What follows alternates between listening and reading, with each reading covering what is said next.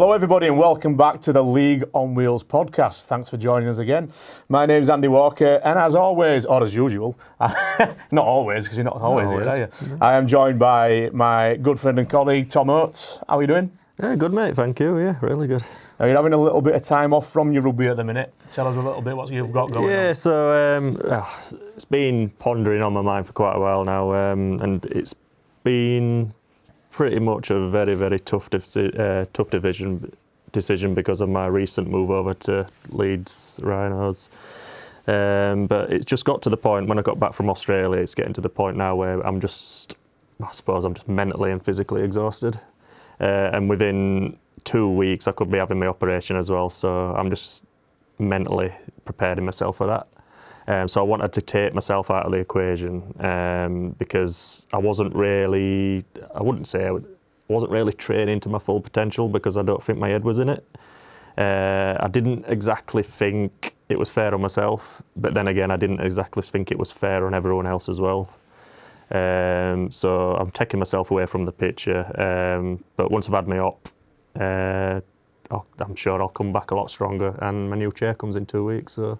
You'll get a new chair in 2 weeks, and you'll be getting your hip repaired in 2 weeks. You'll be able to use it new hips and a new chair, yeah. So hopefully I'll be a totally different player again, yeah. So and hopefully I'll be in the right mind space this time around. So yeah. You will be out for a little while as well. You've got quite a long recovery after the operation. Yeah, so we're looking at around 6 months in total. So I'm looking really to be going back into new season maybe, depending on how quick I do recover, and then.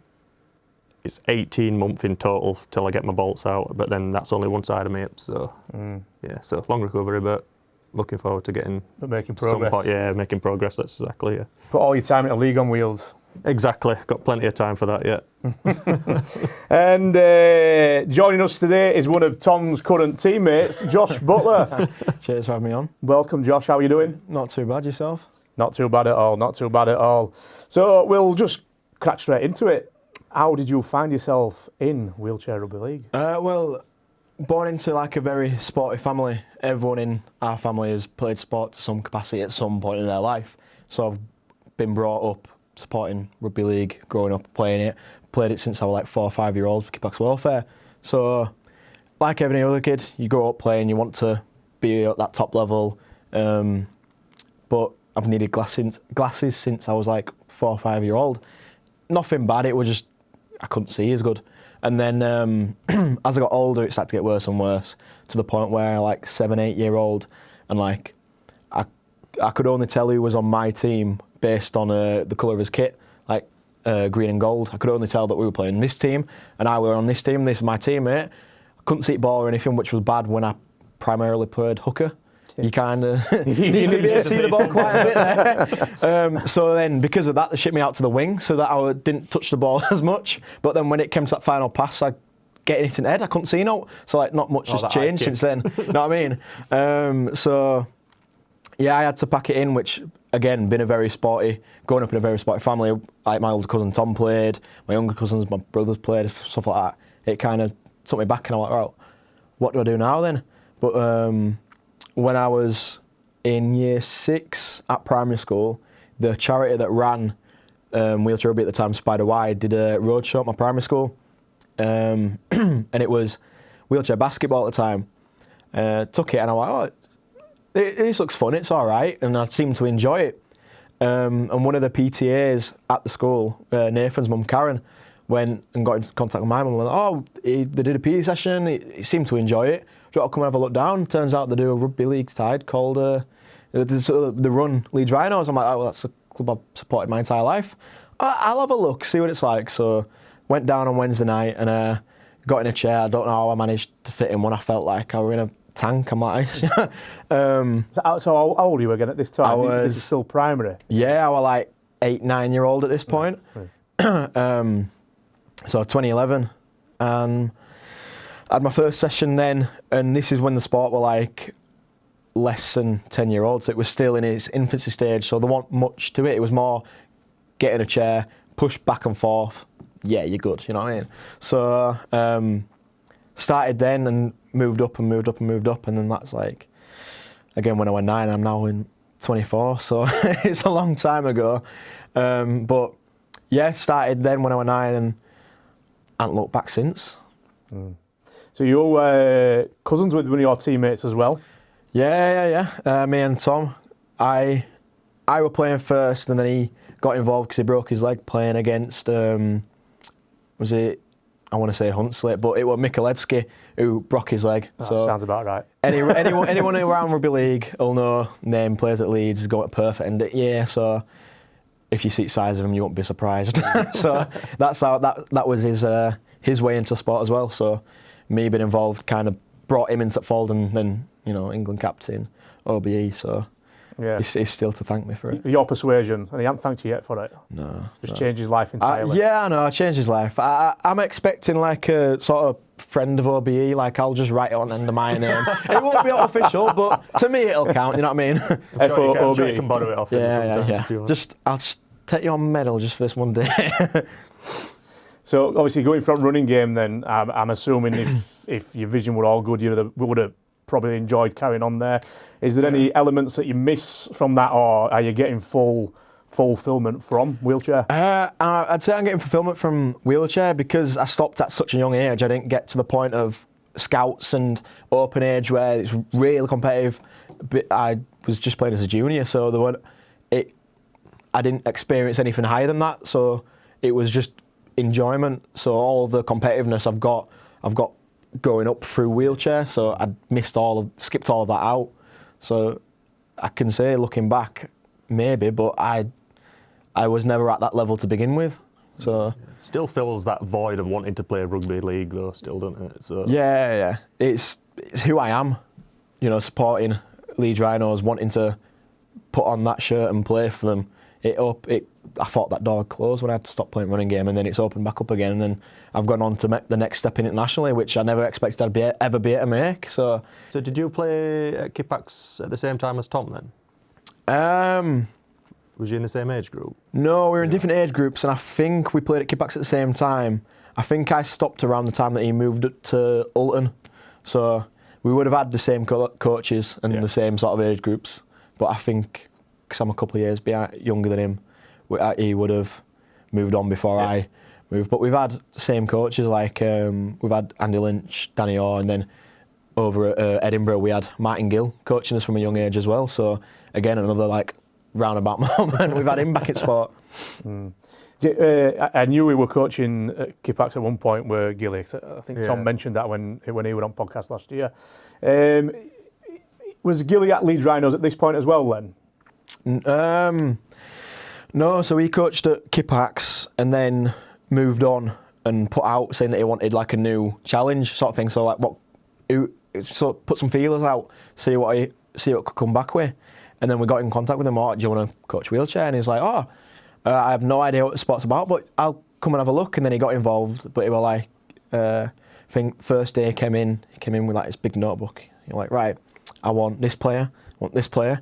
We had to stop him and be like, it's not professional. You don't sign players from other clubs. He would try to bring like all the best players from all the other clubs back in because he was treating it as if it were like a professional environment. But he was one that introduced that to us, sort of, because before then it was just whoever wants to play can come and play. But then he came on board, like within 3 years he'll be in finals and winning them. And within 3 years we were playing in his very first final. So he kind of brought all this rugby league knowledge that he'd had to us, and this laid the foundations. And we still have some of the elements now that we had all the way back then when he first came in. When he first started laying the foundations. Yeah. Did he pick any of those players up that he did want a list of then? Did he? He said he wanted rid of Josh Butler, Tom Halliwell. He wanted rid of everybody. He wanted a clean slate. He came in and he just said, right, I'll have a look and see what it's like. He went, my number one rule is you'll never get me in a Leeds shirt because I'm a diehard Cas fan. It took us about a year and a half to get him in a Leeds shirt, but he still had like a Cas vest underneath it. No, he didn't bring anyone in, I don't think, at first. He brought in, the only players he really brought in were Cyril and Seb from Catalan. He brought them in 1 year to like try and teach all his younger players, because at this point half players are all like in the teens and his oldest players were 20s, 30s, so there was quite a bit of a gap. And he were like, right, they're playing at the top of the game, internationals, da-da-da-da-da. I want to bring them in to try and coach all these young players and bring these through. So I think that was the only big players that he brought in. But then they were here for a year or two, and then they went back to Catalan. And then Seb went on to go play for Fax, and Cyril stayed at Catalan. Now he's coaching France team, so he's done all right for himself, hasn't he? Which was turning into like the Martin Gill podcast here. He's not even here at this point. But I suppose just like described in there with this, we won't say professional mindset, but maybe an elite mindset. I think that's probably what's done wonders up at Edinburgh at the minute. Obviously, there's still a brand new Super League team. Straight out of blocks into Super League, but you can see there, can't you, that the foundations are... Yeah. Well, he's a proven coach. You can't really turn around and say, I don't know what he's doing, because he's proved it with us. And he's also a businessman, so he knows all the ins and outs and how to run it all. So he's... And then he was at England, and now he's at Scotland, so he's running quite a lot of different shows, and it's working at the minute, because he's brought in some decent players over there, and they're competing up at top level, so...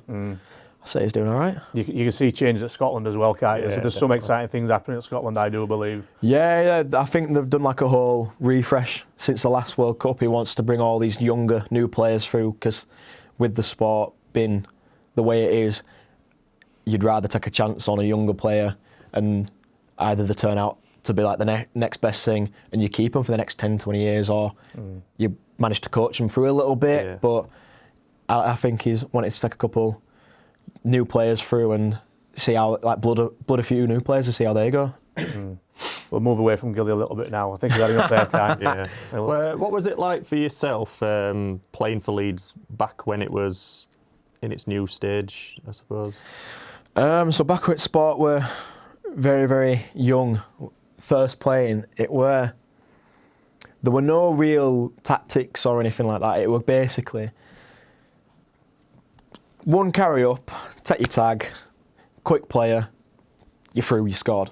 It was more, if you're fast and you can move your chair, you've pretty much won the game. There weren't any, right, we'll try and tie these players up like there is now. It was very much just one carry up, right, we'll try and see if we can get a gap through. One, like, elite player will go through, and that's your game breaker, that's your winner. But you started to see all the little tactics coming through from certain, like, different routes. But then as it started to build, you could sort of look back from a rugby league perspective and say, oh, well, they're setting this up. Oh, we're wanting to bring players in to do specific roles instead of just having 5 people who push back and forth. You wanted to bring your halfbacks in, your centres, your wingers.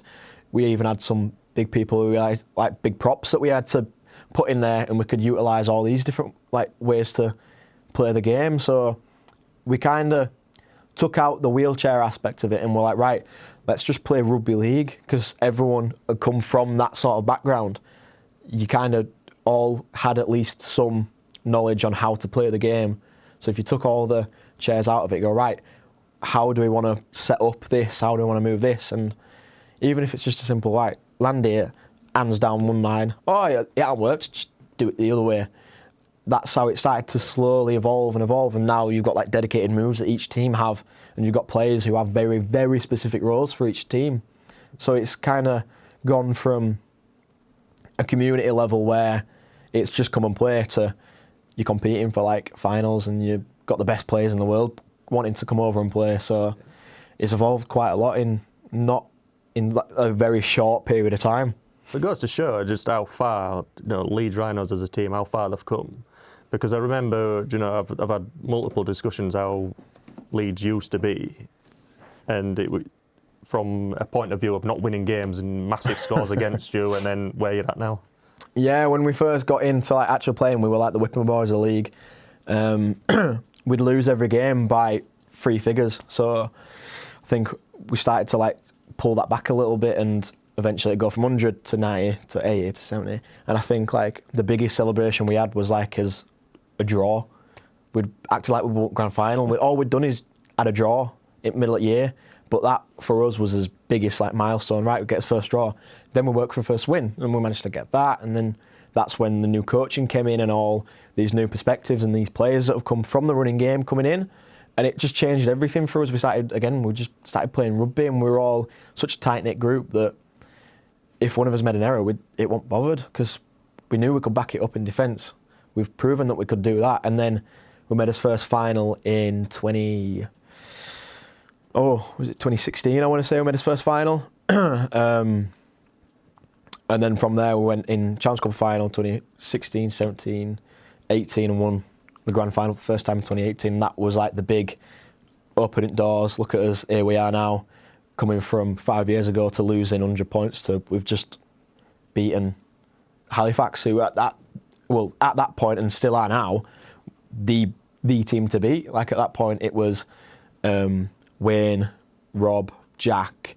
They had Nathan Holmes. They had all these big players that just run the show from, and you kind of went into games going, oh, I've got to go up against Jack. He's just gonna, you'll perfectly defend him, and he'll just like phase right past you like you're not even there. So you kind of went in going like, oh, I just don't want to play today, because I know that it's just going to be, Jack will just bounce off 5 players and we'll all get tired up, and like someone will pop a tyre and he'll just go and have a cup of tea on halfway through a break, and it just didn't feel fair at first. And then once we started like breaking everything down and doing all these little changes, we started like competing more and more and more, and each final we started to get closer and closer and closer. And then we won by I think 10 points in 2018, and from there we've just kicked on and tried to build and build and build. I mean, before obviously this more successful run that you've had, what was it like trying to keep your heads up during them kind of results?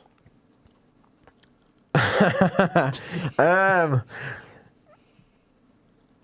be fair, I can't really remember. My memory is no good. But I think it was just a case of trying to be like, right, ignore the scoreline. Look at this that we did. We managed to score. We managed to keep them out on this. This player made a really good defensive read and stopped a try. And it wasn't as much of, oh yeah, we've got to try and win. It was, come and have a bit of a laugh, have some fun, and try and like find all the little wins. And then eventually one little win will turn to 2, that'll turn to 3, and then next thing you know, we managed to like slowly build up and climb the ladder up in league. So just picking out the positives. Yeah, and then people, like certain people coming in, new coaching, new players, that obviously made a massive difference to us. Like I think some of the first, like me and Scraps were in the very first Leeds team that were ever fielded, and I was 9 at the time and he's like 10, 11-year-old. So you can't really put too much expectation on that when they're playing the first games and they're not even like teenagers yet, and they're going up against like 20, 30-year-olds who have played the running game previously for the 15 years. Like our experience at playing is like 5 years when we were kids. Yeah. So I think it was just a case of try to have a bit of fun about it and understand that, oh yeah, we're going up against like established players and established teams. Like it's going to take a while for us to actually build up, and I think it was like 3-4 years before we actually started to properly get a little bit competitive. But it were try and look at it long term and be, when we're playing and we're like 20, 30, 40-year-old, it'll be the other end of the scale. We'll be the ones competing at the top end of the league, and that's what we want to do for like as long as we can. So not unlike the running team at Leeds Rhinos, you've created possibly a bit of a golden generation. It sounds nice. It sounds nice we said like that. Yeah, it sounds nice said like that. It sounds nice said like that, yeah. Well, again, it's try to keep us core players together as long as possible. Like the squad that we've got now, it's stayed pretty much the core players have stayed the same for the past 10 years. Then it stayed the same from, I want to say 2015 all the way up until like 2018-19. The core players were all there, and then we got a few players from basketball, and we got a few players from here and there, and then again some players came and went, but having the same 5, 6, 7, 8 players playing together all the time, like you start to learn other people's mannerisms. Like when I'm playing now, I don't need to know what Scraps has seen. All I need to know is, oh, he's seen something. Follow him, because he'll manage to find a little gap and just throw an offload, and then that'll get me a little bit of space. But then because he's gone and I followed him, 2 people up behind me will go, oh, these 2 have gone, right, just be in the picture because something might happen. And just having that connection just changes everything for you. But then since we moved to the foundation in 22, we've picked, again, as squads evolved so much even since then, like we've picked up like Oates, Tris, Chile, and then we've got Becky involved as well. Like we've almost doubled, if not tripled, throughout the entire club compared to some years where there was only like 12, 13 of us training. We've got like, when we first moved to foundation, we had like 30 players playing at, like in one hall at the same time. It's like, how would you manage to juggle that compared to back before? But I think that's the pull that we had, and that's the pull that we still do have, that we want, that people have been reaching out saying, oh, we want to come to Leeds, we want to see what it's like. We'll open doors, people can come and have a look, and if it's not for you, it's not for you. But we've had people come and they've opened their eyes and gone, this is actually, I like what you've got going on here. We want to stick around and try and have a look and see what's what. And I feel like that's what the pull was for you, to come over and learn from some of these players and from the coaches. And even if you take those lessons and go, it's not for me, I want to go back to my club before. Well, happily, you can come learn, then go back to your club and improve your club. Like we kind of did like a bit of a swap deal with Paul and you over at Batley. Paul wanted to go over and take his experience over to Batley and improve them. And we're like, well, don't be a stranger. We'll come and be involved. And we came down to a few sessions. We came and watched a few games and just wanted him to take everything that he'd learned from his years with us and improve Batley and get you lot up as competitive as he could. Yeah, well, it must be working because that's 3-on-3 now, isn't it, in Championship? 3 matches out of 3 at a minute. It's very early still, but we're just sat there in number 1 spot. But we'll keep screenshotting that first. You're making me feel bad here. You say that you're only a freshly new year. We're 12 months under the belt, yeah. So we're still the newest team, aren't we? Really, yeah. But we're still new. But yeah, it's a long season. Well, it's not a long season, but we've still got quite a few games to go yet. So anything could happen. Anything could happen. Just going back, obviously you started young, you're talking about the size at foundation now and people coming through. Are you having more kids at like 9, 10-year-old at minute at Rhinos that's getting involved? Yeah, like at the minute, like we played Wigan on weekend and as reserves, I think bar Vez and Becky, everyone there was under 20. So like some games we can go, you know what, like we can reach out to the club and say, do you want to put on an under-19s, under-20s game? Because we've got so many players there that have come over from young. But then again, that's the same thing that me and Scraps did. If you can get a player from a young age that wants to play, and again, come from a rugby league background, like the perfect example is one of ours from reserves. Again, big up Kipak's welfare, comes from that background. And a similar sort of story, found out that he's not going to be able to play rugby league for long. He actually plays rugby with his younger cousin. We're in the same year group as his younger cousin, so we reached out and gone, oh, well, his older brother is England captain. Look what could happen, you know what I mean? And he's come through, and coming from a rugby league background, it makes the biggest difference.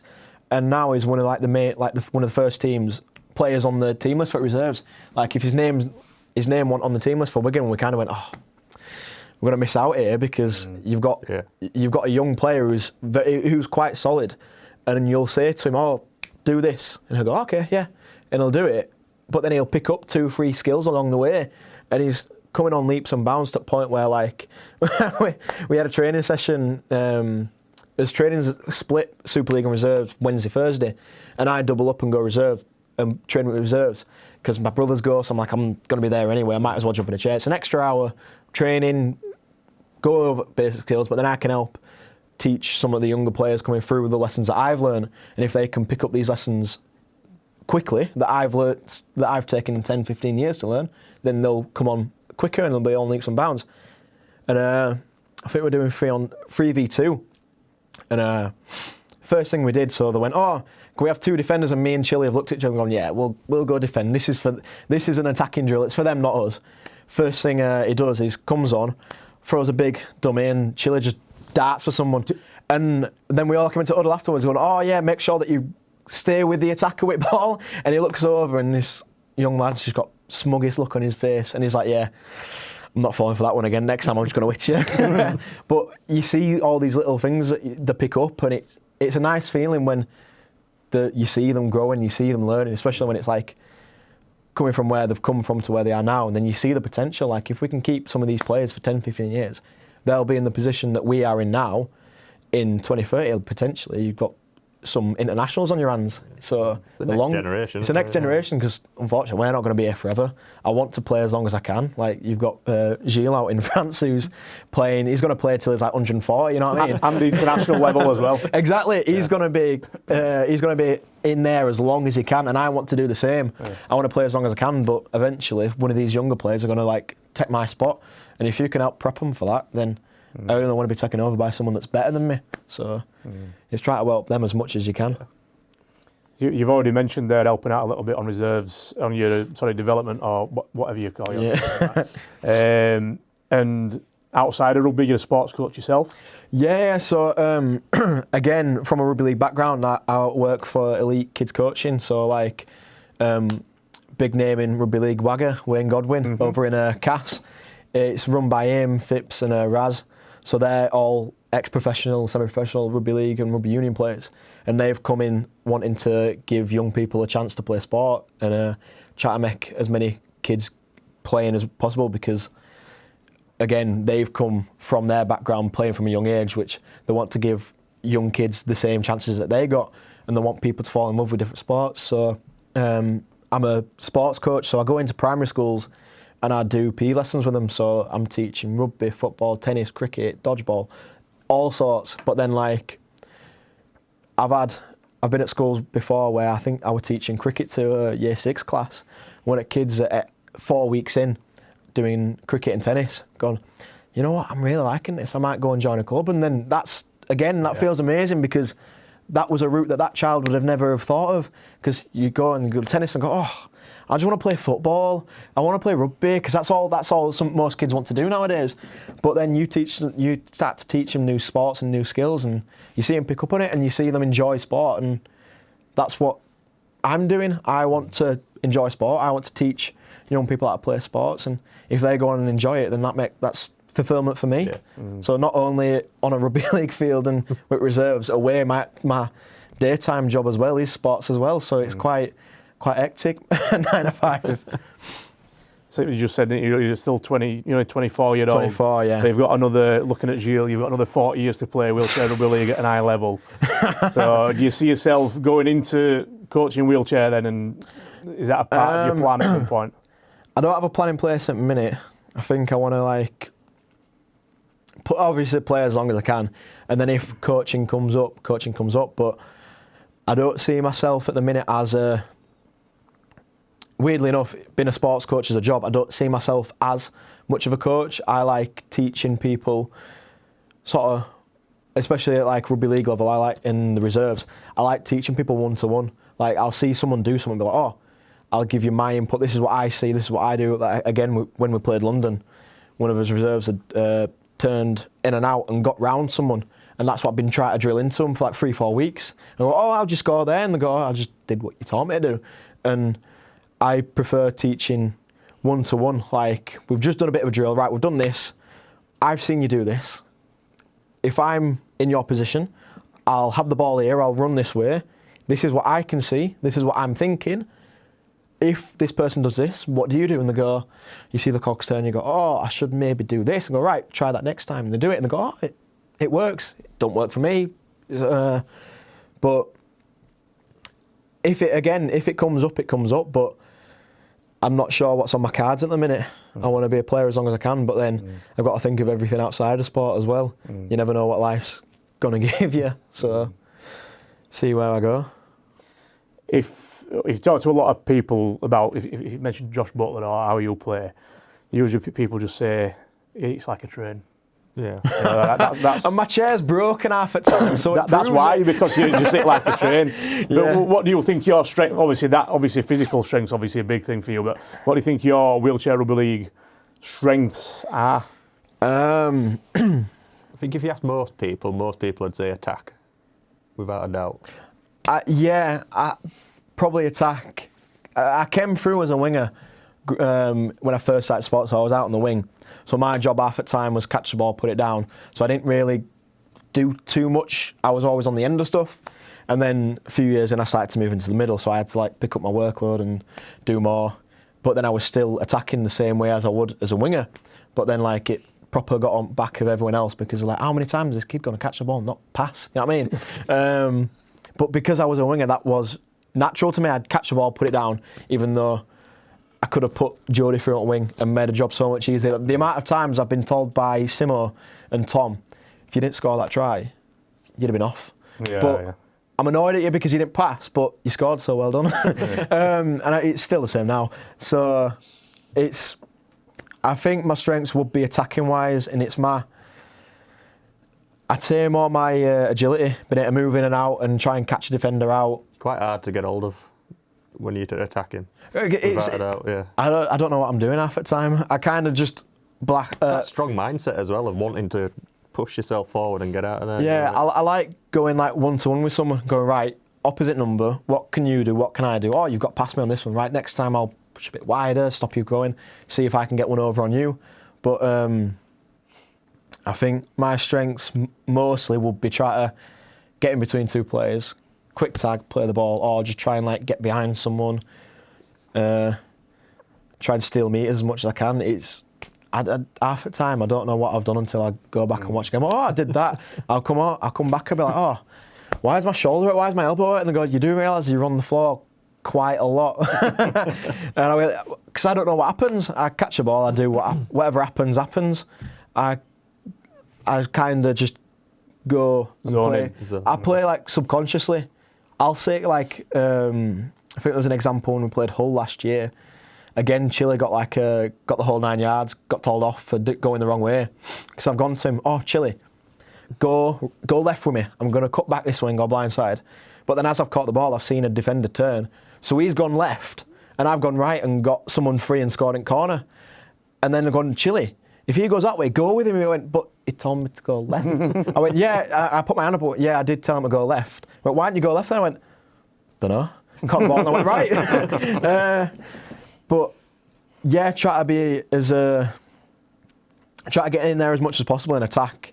Because if I can get an extra defender in, it just frees up space. And like the likes of Scraps, Tris, Tom, Mull, Jody, they don't need much space to get through. No. So if I can give them like half a chair's length, then Scraps doesn't need any space, does he, to get in? No, I don't know how he gets through. It reminds me of the bus from Harry Potter when he goes like that. And just squishes, you know what I mean? So how did you just get through that 2 foot gap? Your chair's wider than that. Yeah. I know Batley Bulldogs went over to Leeds Rhinos last year. We did a joint training session, didn't we? Yeah. And I know Rhino, you guys didn't go hell for leather, but I think there were a couple of moments actually. I think it might have been Jamie Edmondson-Jones.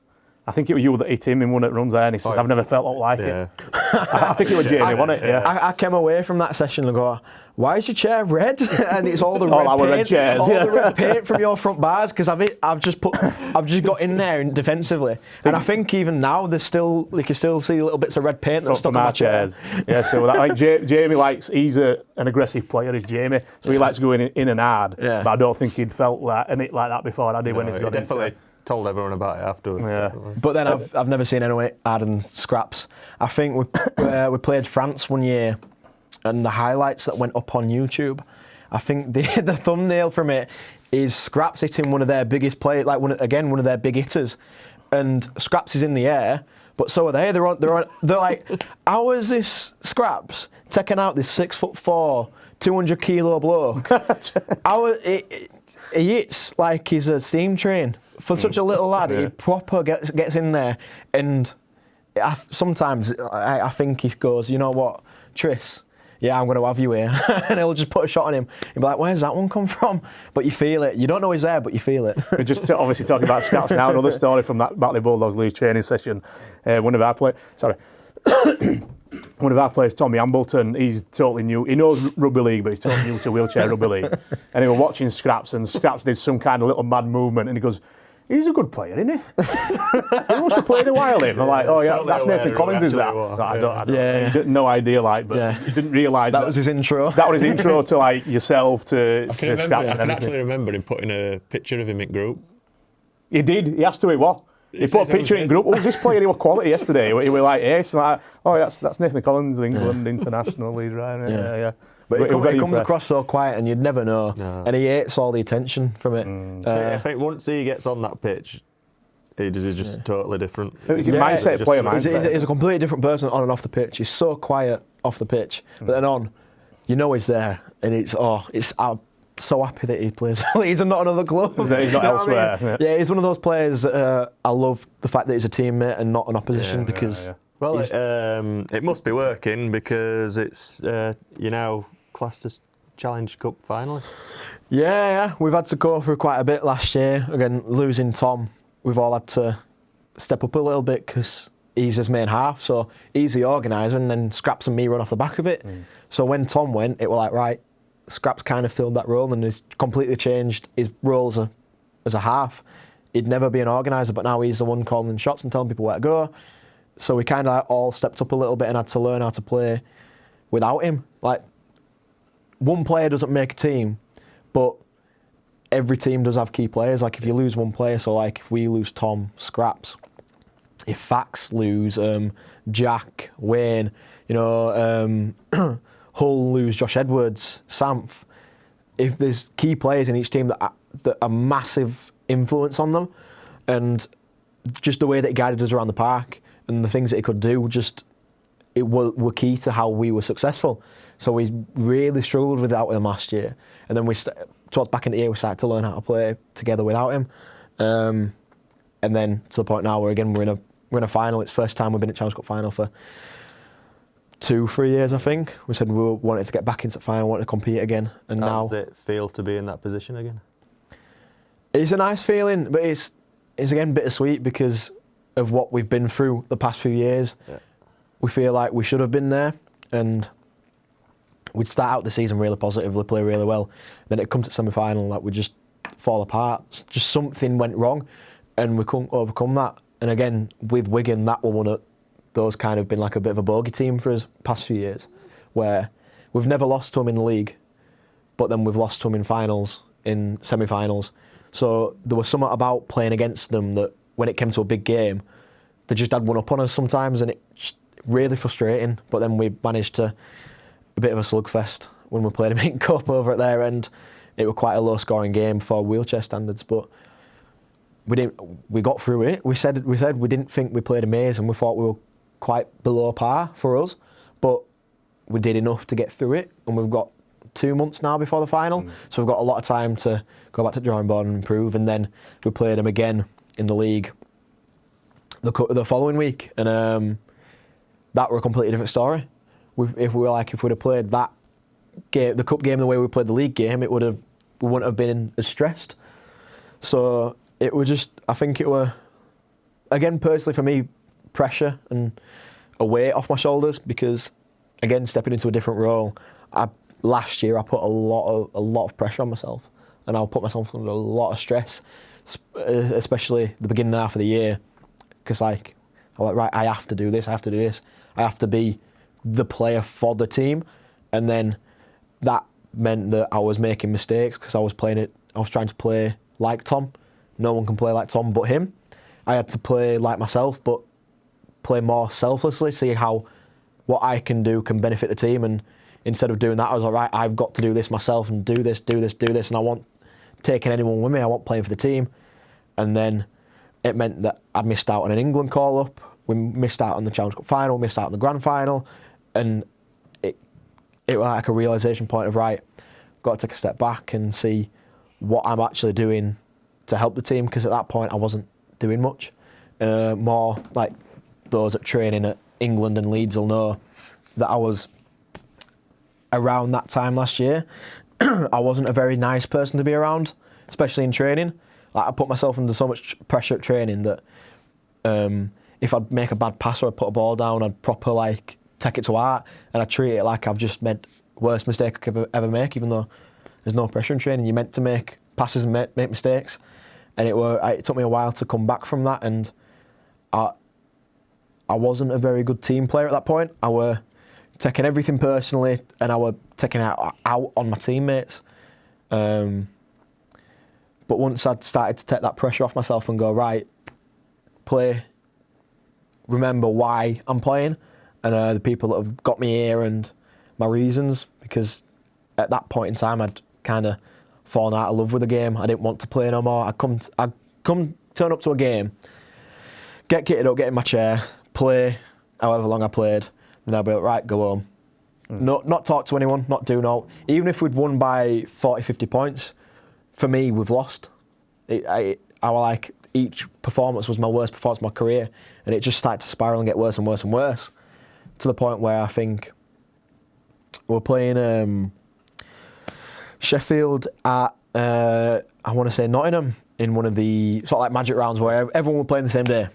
And then I think they scored from a kick over at top.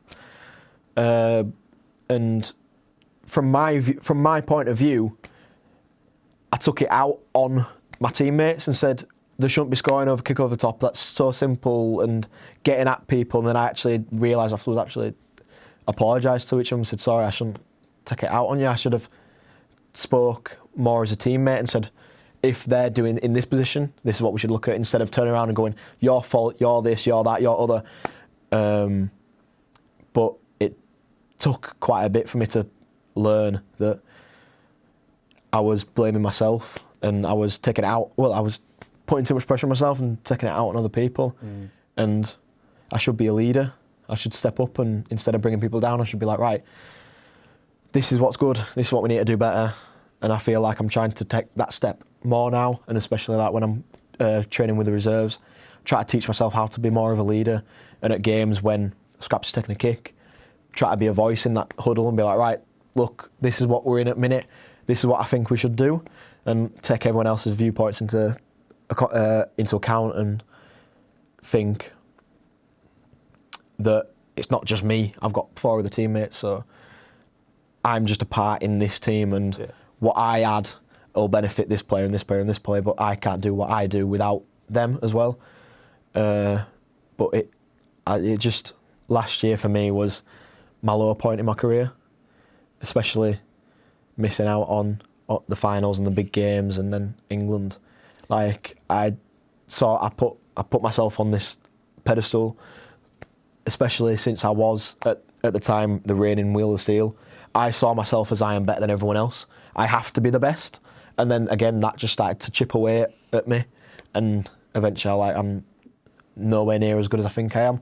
One of the conversations I had, I can't remember who it was, I think it was coaching staff on one of my meetings, said, this happened in a game, I got beat on the outside, but then I gave up on the chase back. So they scored under at sticks. And because they scored under at 6, they got an easy 2 points, and then they won the game because they had that buffer of 2 points. They said, Josh Butler at 2024, one, they wouldn't have beat you on the outside in this scenario, and 2, if they did, you'd have chased them and made them score in the corner, so it was the hardest possible kick. Why are you giving up in here? That's not you. Why have you given up on the chase? Why are you not playing the way that you were before? And I couldn't see that I was making those mistakes, and it took people to call me out on it and say, look, you're not as good as you think you are. You got to rein it all in and go from the ground up. So I feel like I'm trying to build back into a way where I'm a key player and I'm a respected person in the sport, because to me I feel like I'd damaged my reputation a little bit by going through and being the way that I was that year, especially taking it out on certain people. It's not fair on anyone else. Just that conversation you had with coaching staff, was that with the England coaching that pointed that out, or were that Rhinos? Both. It was both, yeah. Yeah. I had it from both. Obviously I had it when I got told that I wasn't going to Australia, because that was what I had my heart set on, because I missed out on the last tour over in 2019, but at that point I was 17-year-old. I realistically wasn't making that one, I wasn't good enough, but I felt like I'd been in the England squad for a while. I felt like I'd, again, in 24, broke through properly into the squad, because up until then I was number 10, number 9, number 8. I was always like off the bench. I was like one of the outside players coming in. Whereas in 24, again, I got the number 4 shirt. So, and I started. So this was like my big, I've made it moment, you know what I mean? And I remember, because Seb had that number for however many years. So for me, it was a big passing the torch. And when I got the shirt after the presentation, I stuck around after everyone else had left to pull Seb to one side and be like, I understand that this was your number, and I hope you know that I'm not taking it lightly. I want you to come away from the game and be like, I'm proud of you. Look what you've done with it. And like that was one thing that we had through England. That recognition of you're one link in this long line of players from before you. You can't be in the position you are now without people from 10, 15, 20 years ago. But then your influence now is going to affect someone 20 years in the future. So Seb being that number 4 and being the player that I wanted to be and to get that squad number from, I managed to do it. I had to then prove that I was good enough. And then from there, I feel like, right, I feel like I've made it. I'm in. I've got to keep proving that I'm there and I'm competing at the highest level. And it fell apart. And like now with the World Cup coming up at the end of the year, I feel like I'm still trying to prove that I'm a valuable player and that I should be in that World Cup squad. But I can't take it for granted because last year I thought I was in when I wasn't. So I kind of have to go in level-headed and go, whatever happens, happens. I'll put my name down. I'll do everything I can. And if you go with someone else, they're better than me, fair play. But I can't take anything personally.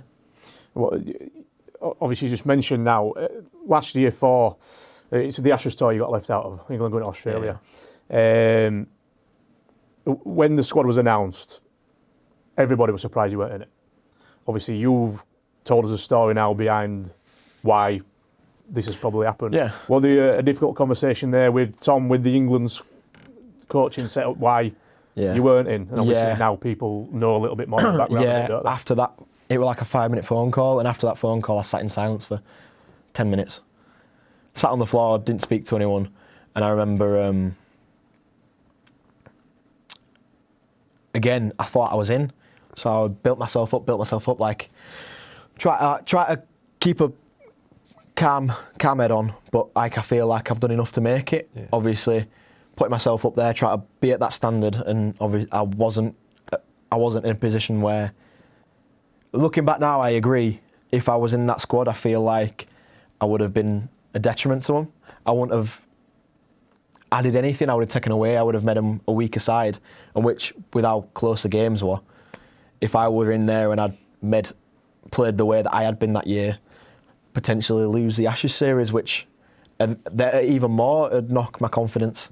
So I went from highest of highs, been wheels of steel, pushing for England, played for finals, to getting no, you're not in, and it just all came crashing down. And as I said, I sat there in silence. But I had the phone call on a Wednesday night when I was getting ready for training, for Leeds training, and I sat there in silence. And Beth came in and were like, had sat there and heard the phone call, so heard the fact that I got a no, and she understood what that had done to me. So understood that she didn't have to say anything. She just sat there and put her arm around me, and then 5 minutes later, after silence for 5 minutes, went, "Come on, get your keys to go to training." And I went, "No, why should I?" At that point, we weren't playing for finals. The only thing I had at that point was my only goal that year, after we'd missed out on the Challenge Cup in the grand final, was to make the England squad. And then that got taken away from me because I wasn't good enough. I got the no. So for me, it was a case of, what am I playing for? Yeah. I've got nothing to play for now. Why should I even go?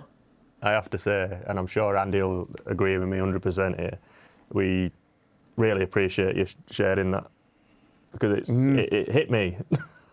That full story. I'm trying to hold back here. I feel like I've got a bit of a lump in my throat sometimes when I'm talking about it. I think people will appreciate this because, like I say, obviously we hear from a lot of people, and your name wasn't in it, and everybody who's had any kind of involvement in Wheelchair Rugby League, there's some people who do reporting on it and everything, they were like, I won't say the actual words, but is he not in?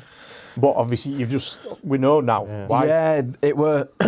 People don't always see that side. Yeah, because it's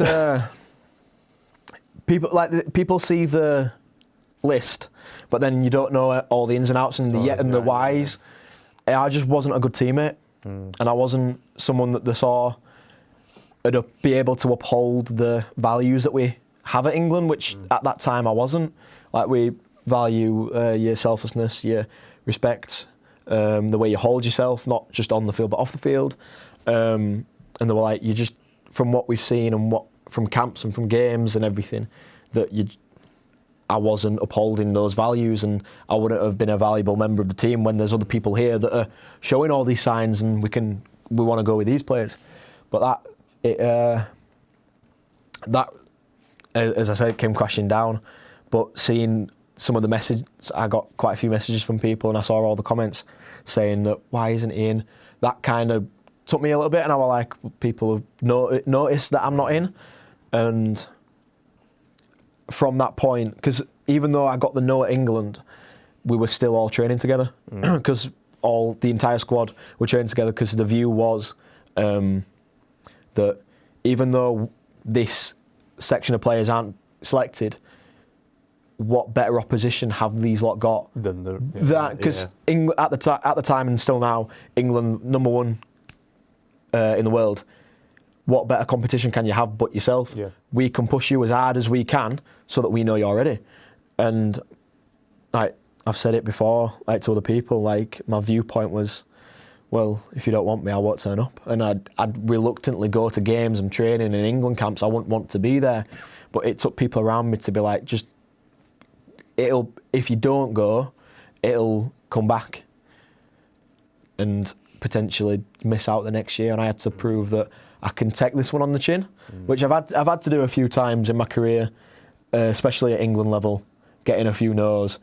It's never nice being told, no, we're not going to take you, especially when you build yourself up to want to be there. So I've had to have quite a few no's in my career. So, and I thought, again, since I've been in the squad and I've been a player that started and had an influence on some games, I had that, like, not credit in the bank, but I had the history with them to be like, right, we know what you can do, but it was more my present. It's not, you're not the player you were. You're not here anymore. So you need to go back and come back stronger and learn these new skills and evolve yourself as a player. So, yeah. Do you think that pressure of winning Wheels of Steel, do you think a lot of pressure on you? Yeah. It did put a lot of pressure on me that year, because I got given it, I think, the week before the grand final. Because the year before I got young player and I was nominated for Wheels of Steel but missed out, and Lewis got it. And then 24 I was nominated for both again, and I was like, if I get young player, I know I'm not going to get Wheels, because I can't get both.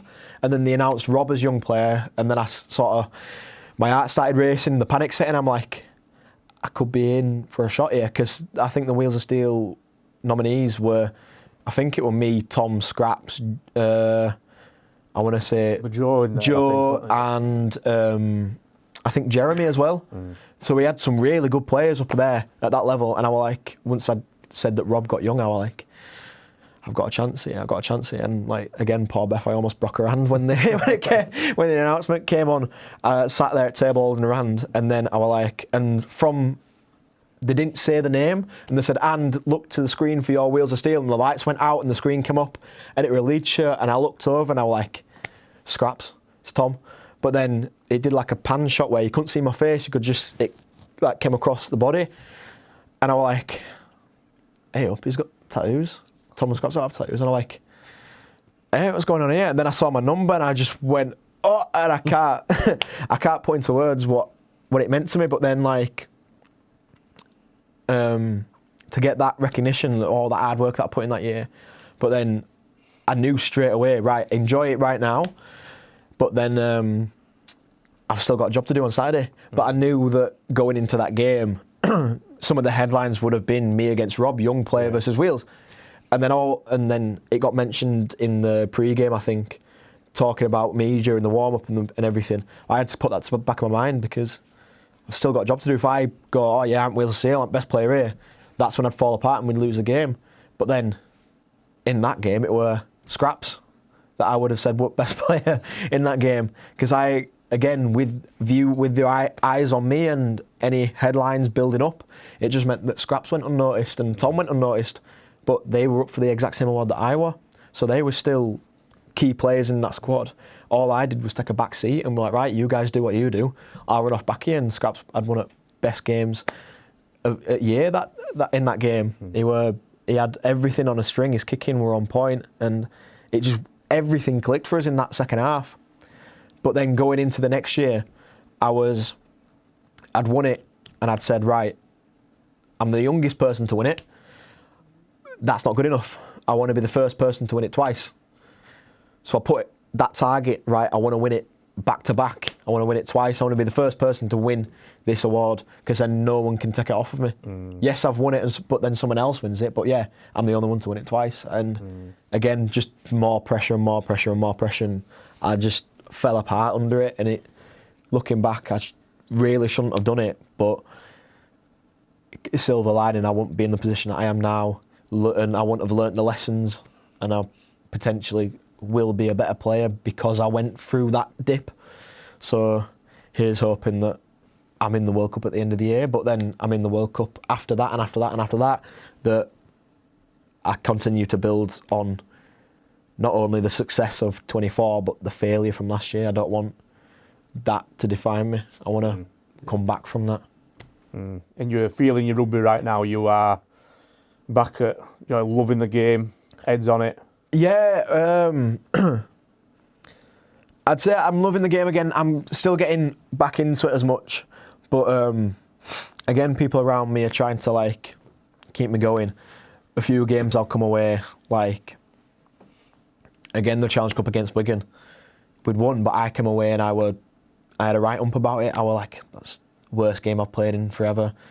And then people, again, family and friends and people around me understand me as a person at that point and understand, right, leave him be for an hour, talk to him later, let him process everything, and then go on the way back home. Like, oh yeah, we won. Right, I can breathe. I'm all right. I've come away. I'm not injured. We're through to the final. Right, that's your job. That's what you got to do. But then I had, from our bench, again in the league match on Saturday, Tom went, it's the best game he played all year. And that, to me, he said it, and I went, oh, don't cry, because it means so much to me to be able to perform and not have that stress and have everything come off for me. Because I was saying, leading up to that game, I'd gone the 2 games before, the London and the Wigan game, I hadn't scored. I had poor games in both of those 2, so I wanted to get back into a bit of a flow again. And I feel like I had a decent influence on that game. I was running the ball. I scored 2 tries, but then I put Scraps through for a few. I put Jody through. I put Tris through. You know what I mean? I feel like you can take my 2 tries out of it, but my influence on the game for other people still meant that we won. So, and I came away from that. I was beaming. I was well happy. And I was speaking after the game. I always, after every game, after I've digested it, I always go, what did you think of the game? How do you think it went? And I ask people, and then again, I was driving home from that. I turned to, obviously not while I'm driving, I have to focus on the road. But before we set off, or when we got back home, I turned to Beth, like, what did you think? And she went, you really enjoyed it. You were happy, I could tell. She went, you looked mad as old before the game. You looked like you sat there with your sat there, arms folded, looked like you wanted to murder someone. I went, well, yeah, but I'm sat there with my headphones on. I'm like trying to get into zone. She went, that was 4 seconds before kick-off. You looked like you wanted to murder someone. I go, sorry. But she said, I could tell just by the way you were moving, by your smile, and even if you were like plain face and you looked like you were in a right ump, I could tell that you were happy and you were enjoying it. And she went, that was best I've seen you in quite a long time, not just this year, but going back to last year. So I feel like I've started to get there, and I just need to try and remember that, again, I'm just one piece in this team. And one of the key reasons coming into that, why I'm happier now, with the stress coming off, was Tristan coming from Hull, because he came through and again wanting to learn, but he challenged me. And he challenged me in a way that I hadn't been challenged for in a while, especially when Tom were playing, it was me v him. Even though we're on the same team, I've got to try and do better than him, he's got to try and do better than me, and that competition for the same place makes you better and better and better. And part of another reason why I wasn't performing was I didn't have that competition from Tom and from people in the squad. I'd like isolated all of them and were like, right, because he's not here, it's all gone, forgetting that there's still 10 other people that are there ready to take that spot. But then Tristan coming in challenged me. He's like, all right, came in, right, and we're like, I'm going to be better I'm going to try and push you as hard as I can. I'm going to be better than you every training session, every game. Because going from opponents where you try to get one up on each other to go to be teammates, that competition followed over. And his first training session, well, I were like back and forth with him. We were on opposite teams. And he'd get one up on me, I'd get one up on him. I came away, I was like, oh, that was quite nice for that. And we say it to each other all the time. Whenever we're on the field at the same time and there's a kick-off or we've conceded a dropout, either I say it to him or he says it to me and goes, race you for it. I'll get there before you. And he gives me a challenge. Whoever gets there first and puts a big shot on is better. And like I'd scored from Scraps put a kick through for me and I'd scored. I turned to Tristan afterwards and went, hey up, I beat you to it. I'm faster. Like, I played the ball, what you on about? But like whenever we come to like a dropout or anything, he goes, I'll race you for it. And if he gets there before me and puts a big shot on it, on his way back he goes, ha, you're slow. And he's like, I've been on here for like 40 odd minutes, I'm knackered, you've come on fresh off bench, it's not fair. And he goes, yeah, it's an excuse, you've got to be faster than me. But that friendly competition, that camaraderie again, started the spark to get me back in loving the game. And even now, like I fall on people like Tristan, especially like when you're in those hard moments, because I put that much pressure and that much of a workload on myself, I'd absolutely drain all my energy in attack to the point where in defence I'm knackered, but I'm still trying to do it all. So I'm trying to do 4 people's worth. I'm trying to do like everybody's job in one, and no player can do that. It's too much for anyone. So to the point where like, I'm actually exhausted. So 20 minutes in, I'm making mistakes that I'd never make in my life because I've just run myself all the way to the floor. Whereas when I start to get that little bit of a, right, I'm starting to dip here, I'll turn, I'll just go, just take one from me. He goes, all right, bang, and he'll just hit someone and go through.